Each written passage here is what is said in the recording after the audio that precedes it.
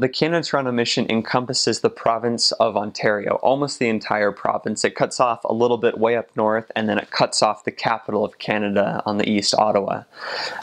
So the mission, I mean, I would suspect there's 8 or 9 million people in the mission boundaries. It's a big mission. As far as population goes, we have Toronto, which has 6 or 7 million, and then the geographic area, it was about 8 hours east to west, and about 8 hours north to south as well. And the mission headquarters is in Brampton, which is a suburb of Toronto, right in the middle, just above some of the Great Lakes there. When I was there were 10 zones, there were 9 stakes, and a district, if I remember correctly. So there's a lot of ground to cover. There's a lot of different possibilities of places you might serve in.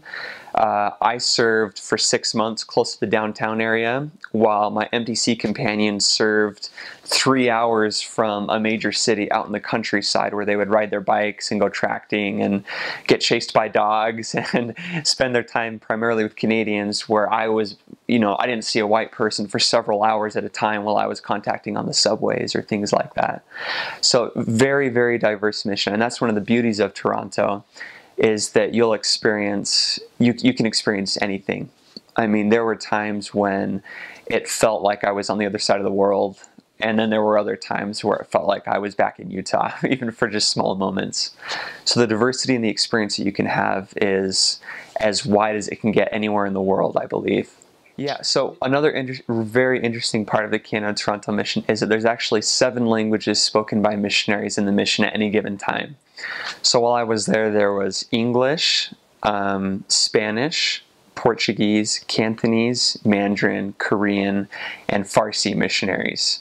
And Farsi is just Persian, spoken mostly in Iran, and those missionaries were actually assigned to speak once they got to the mission field. So some people would get their English-speaking mission call and then end up speaking Farsi the entire time. So that was something pretty unique about our mission. Another really cool part was, because of all the diversity, we would typically get missionaries from all corners of the world. So there were different times where we had 2 missionaries from the Czech Republic who were together speaking Czech in downtown, and they would find communities from the Czech Republic and from Eastern Europe, and they'd have wild success for several months, or Tagalog companionships or other things like that. So the diversity, again, was just incredible to witness. There's one temple in Toronto. It's located in Brampton, just a few minutes from the mission home and where the mission is headquartered. So you'll have temple trips a few times a year, which is really nice if you're within several hours of the temple.